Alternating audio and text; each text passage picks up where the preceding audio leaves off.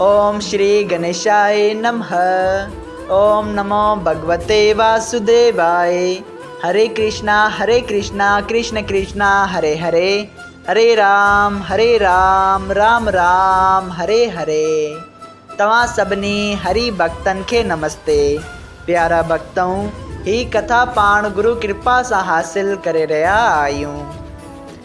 श्री गणपति सरस्वती जो दरे ध्यान करिया तो मां भागवत महापुराण जो बयान, जंहिंमें व्यासदेव ऐं श्री सुखदेव जी कयो आहे श्री कृष्ण लीला जो गुणगान। सभई चो जय भागवत महापुराण।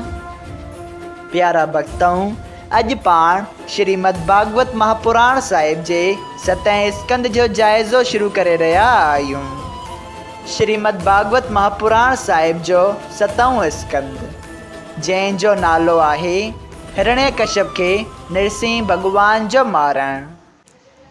प्यारा भक्तों, 7 स्कंद में कुल 15 अध्याय आहिनि, जंहिंमां पहिरें अध्याय में नारद ऐं युधिष्ठिर संवाद आहे, जंहिंमें जंहिं वक़्तु राजा युधिष्ठिर पंहिंजे ई सभा में ॾिसे थो त शिशुपाल भगवान के घणा ही ख़राब ऐं बुरा लफ़्ज़ चई आख़िर में भगवान जे हथां मुक्त पदवी पाए थो। इहो ॾिसी राजा युधिष्ठिर अजब में पंहिंजी नारद मुनीअ खां सवाल पुछनि था त कहिड़े पुण्य जे करे शिशुपाल के मुक्ति मिली आहे। जंहिं ते नारद मुनि ॿुधाइनि था त शिशुपाल अॻे जन्म में भगवान जो दरबान हो। शिशुपाल जो भाउ दंतवक्त्र बि भगवान जो दरबान हो। इन्हनि ॿिन्ही जो नालो जय ऐं विजय हो। संत कुमारनि जे श्राप जे करे उन्हनि हिन पृथ्वीअ ते 3 दफ़ा जन्म वरितो ऐं शिशुपाल ऐं दंतवक्त्र ॿिन्ही जो ही आख़िरी जन्म हो ऐं ॿिन्ही मुक्ति हासिल करे वापसि वञी द्वारपालन जी पदवी पाती आहे। सभई चओ जय श्री कृष्णा। अध्याय 2 में नारद मुनि राजा युधिष्ठिर के ॿुधाइनि था त पहिरें जन्म में जय ऐं विजय ॿई दिति जे गर्भ मां हिरण्याकश्यप ऐं हिरण्यकश्यप जो जन्म पाए अची हिन दुनिया में ज़ुल्म ऐं पाप करण लॻा। हिरणाक्ष वञी पृथ्वी के पाताल में लिकाए छॾियो त जेकॾहिं पृथ्वी न हूंदी त माण्हू यज्ञ हवन पूजा वग़ैरह किथे कंदा, ऐं जेकॾहिं यज्ञ आदि न थींदा त देवताउनि खे ताक़त किथां मिलंदी, बल किथां मिलंदो। देवताऊं कमज़ोर थी पवंदा ऐं पोइ त सिर्फ़ु दैतनि जो ही राज हूंदो। इहो वीचार करे हिरणाक्ष पृथ्वीअ के पाताल में लिकाए छॾियो, जंहिंखे मारण वास्ते भगवान वराह रूप धारण करे उन जो संगार करे देवताउनि खे वापसि पृथ्वी पाणीअ ते स्थिर करे ॾिनी। सभई चओ जय श्री कृष्णा। हिरणाक्ष जी मृत्यु खां पोइ हिरण्यकश्यप भगवान नारायण खां बदिलो वठण जी इच्छा रखी तप करण लॻो।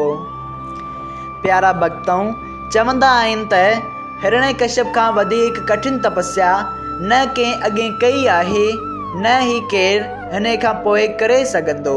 जंहिं समय हिरण्यकश्यप जी कठिन तपस्या जे करे चो तरफ़ उन जे तप जे बल करे तपश पैदा थी, मीन्स गरमाइश फैलिजी वई त चो तरफ़ जा जीव दुखी थियण लॻा ऐं देवताउनि खां उन जे तप जो बल सठो न थिए वियो। तॾहिं देवताउनि ब्रह्मा जी खे चयो त हे ब्रह्मा, हिन खे दर्शन ॾियो, हिन खे वर ॾेई हिन जी इच्छा पूरी कयो, न त ही इन ही रीत तपस्या कंदो रहंदो ऐं हिन सॼी पृथ्वीअ खे नास करे छॾींदो। जंहिं ते ब्रह्मा जी अची हिन खे वर ॾियनि था। अध्याय 4 में हिरण्यकश्यप ब्रह्मा जी खां वर घुरे थो त हे ब्रह्मा जी, मां ज़मीन ते न मरां, न ही मां आसमान ते मरां, न जल में मरां, न हवा में मरां, न तीर तलवार या कंहिं हथियार सां मरां, न कंहिं जानवर हथां मरां, न कंहिं इंसान जे हथां मरां, न के देवता पशु पखी किन्नर गंधर्व कंहिं जे बि हथां न मरां। जेके बि ब्रह्मा जी ठाहियल शयूं आहिनि उन्हनि जे हथां मां न मरां। अहिड़े क़िस्म जो वरदान हिरण्यकश्यप ब्रह्मा जी खां वरितो। प्यारा भक्तों, हिरण्यकश्यप के 4 पुट हुआ, जिन मां 2 वॾा पुट त राक्षसी स्वभाव जा हुआ, लेकिन चौथों पुट जंहिं जो नालो प्रहलाद हो, उन खे त माता जे गर्भ मां ही हरीअ जे चरणनि सां प्रीत हुई।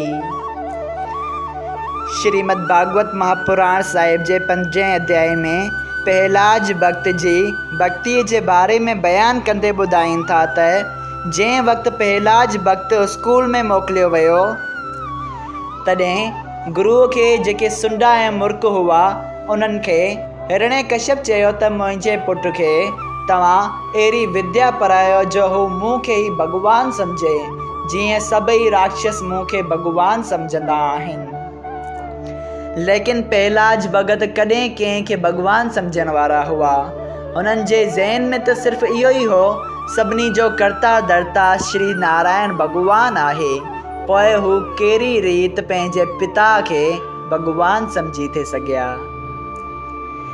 जॾहिं हिरण्यकश्यप खे ख़बर पई त मुंहिंजो पुटु थियण ते बि नारायण जी सां प्रेम रखे थो, उन जी भक्ति करे थो, उन खे मञे थो जेको मुंहिंजो दुश्मन आहे, इहा ॻाल्हि सम्झी वीचारे हिरण्यकश्यप पंहिंजे पुट खे घणा ई दुख ॾिना ऐं तरह तरह जूं कोशिशूं ऐं साज़िशूं कयाई पहलाज भक्त खे मारण जूं।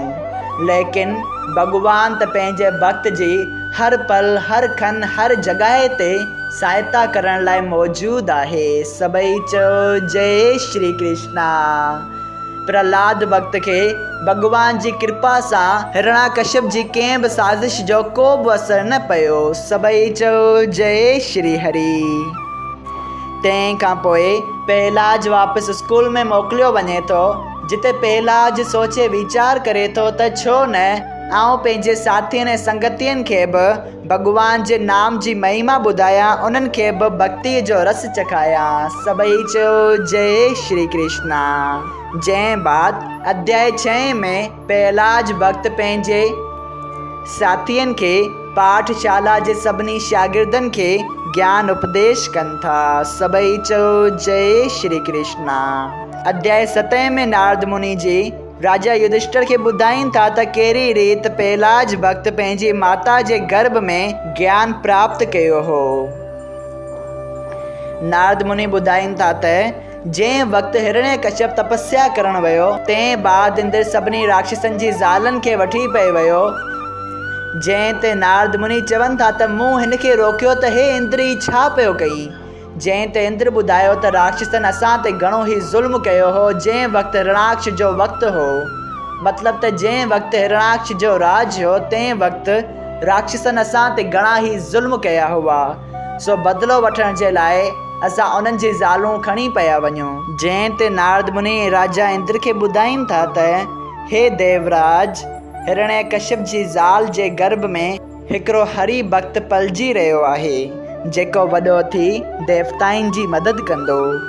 इहा ॻाल्हि ॿुधी देवराज इंद्र हिरण्यकश्यप जी ज़ाल खे नारद मुनि जे हवाले कयो ऐं नारद मुनि हिरण्यकश्यप जी ज़ाल खे ब्रह्मन ऐं रकेश्वरनि जी जाइ ते वठी आयो, जिते उन्हनि तप ऐं सुमरण वेठे कयो। सभई चओ जय श्री कृष्णा। प्यारा भक्तों, पहलाज भक्त खे नारद मुनि गर्भ में ही ज्ञान उपदेश ॾियनि था, जंहिं करे पहलाज खे सॼो ज्ञान उपदेश प्राप्त थिए थो ऐं पैदा थियण खां अॻु में ई हुननि सॼो ज्ञान प्राप्त करे छॾियो हो। जंहिं बाद पहलाज भक्त जो ज्ञान उपदेश ॿुधण ते पाठशाला जा सभई छोकिरा हरि कीर्तन करण लॻा ऐं भॻवान जे नाम में मिली विया। सभई चओ जय श्री कृष्णा। अध्याय 8 में नरसिंह भॻवान जो अवतार वठण जो बाबति ज़िक्र थियल आहे। श्री नारद मुनि चवनि था त हे युधिष्ठिर, जंहिं वक़्तु हिरण्यकश्यप खे ख़बर पई त पाठशाला जा सभई छोकिरा मुंहिंजे दुश्मन नारायण जो कीर्तन कनि था, उन जी भक्ति कनि था, उन जी आराधना कनि था, अर्चना कनि था, इहा ॻाल्हि मालूम थियण ते हिरण्यकश्यप पंहिंजे पुटु प्रहलाद खे घुराए चयो त हे पहलाज, ही छा वेठो कहीं? तूं त मुंहिंजे दुश्मन जो नालो पियो वधाई, मतिलबु त तूं मुंहिंजो बि दुश्मन आहीं। तोखे मौत खां डपु न आहे छा पहलाज? हाणे तुंहिंजो मौत शायदि वेझो अची वियो आहे, तंहिं करे तुंहिंजूं करतूतूं अहिड़ियूं आहिनि जो तूं मुंहिंजे दुश्मन जो साथ पियो ॾीं। जंहिं ते पहलाज भक्त चवनि था त नारायण भॻवानु आहे, हू हर जाइ ते हर खन पल पल छिन छिन पंहिंजे भक्तनि जी सहायता करण लाइ मौजूदु आहे। पिताश्री तूं केरु आहीं जो मूंखे मारे सघीं थो? तो में त हिकिड़ी चीटी हिकिड़ी माकोरीअ खे बि मारण जी ताक़त या सलाहियत न आहे। इहो ॿुधी हिरण्यकशिप चवनि था त अच्छा तुंहिंजो नारायण हर जॻह ते मौजूदु आहे त ॿुधा छा हिन थंबे में बि हिन पिलर में बि तुंहिंजो नारायण मौजूदु हूंदो? तंहिं ते हिरण्यकशिप खे जवाबु ॾींदे पहलाज मिठे लफ़्ज़नि में चवनि था त हा पिताश्री मुंहिंजो भॻवानु हर जाइ ते मौजूदु आहे जेकॾहिं तव्हां इहो भाव रखो त। इहा ॻाल्हि ॿुधण जी ई देरि हुई जो हिरण्यकशिप क्रोध में ॻारो थी पंहिंजी गदा जे वार सां उहो थंबो फाड़े छॾियो, जंहिं मां भॻवानु वॾी गर्जना कंदे शींहं जो चहिरो, बदन सॼो आदमीअ जो, हथ सॼा शींहं जा, नूंहं वॾा वॾा तमामु ख़ौफ़नाक ऐं भयानक रूप धारण करे उन थंबे मां प्रगट थियो। सभई चओ जय नृसिंह भॻवानु। जंहिं बाद हिरण्यकशिप खे नृसिंह भॻवानु हिकिड़ी चाठ ते वठी वञी मतिलबु त दरवाज़े विच ते विहारे पंहिंजी कच्छ में विहारियईं। चयईं त हे हिरण्यकशिप तूं ना ही अंदरि आहीं ना ही ॿाहिरि आहीं, न ज़मीन में आहीं न आसमान में आहीं, तूं पूरे विच ते मुंहिंजी कच्छ में वेठो आहीं। आऊं तोखे पंहिंजे नुंहंनि सां थो मारियां, न को हथियार आहे न का देव देवता जी शक्ति आहे। हे मुंहिंजा शींहं वारा नुंहं आहिनि, आऊं तोखे पंहिंजे पंजे सां थो चीरियां। आऊं ना ही इंसान आहियां, आऊं ना ही को जानवर या पशु पक्षी आहियां, आऊं ब्रह्मा जी रचियल कंहिं बि जीव मां हिकु न आहियां। इहा ॻाल्हि चई नृसिंह भॻवानु हिरण्यकशिप जो पेट चीरे उन जा ओजरा जेरांडियूं वग़ैरह कढी माला वांगुरु पेरे छॾियूं। सभई चओ जय श्री कृष्णा। हिरण्यकशिप जी मौत ते देवताऊं ॾाढा प्रसन्न थिया, ख़ुशि थिया, उहे नाच गाना करण लॻा। लेकिन नृसिंह भॻवानु अञा ताईं ॾाढे क्रोध में हुआ जो हिरण्यकशिप उन्हनि जे परम भक्त पहलाज ते घणा ई ज़ुल्म कया हुआ। अध्याय 9 में पहलाज भक्त नृसिंह भॻवान जी स्तुति कनि था, जंहिं में हू चवनि था त हे प्राणनाथ असांजे प्राणनि जा स्वामी, मूं में एतिरो ज्ञान न आहे जो तव्हांजी स्तुति करे सघां। तव्हांजी स्तुति आऊं बालक त छा वॾा वॾा योगेश्वर, तपेश्वर ऐं मुनेश्वर ऐं रखेश्वर बि करे नथा सघनि।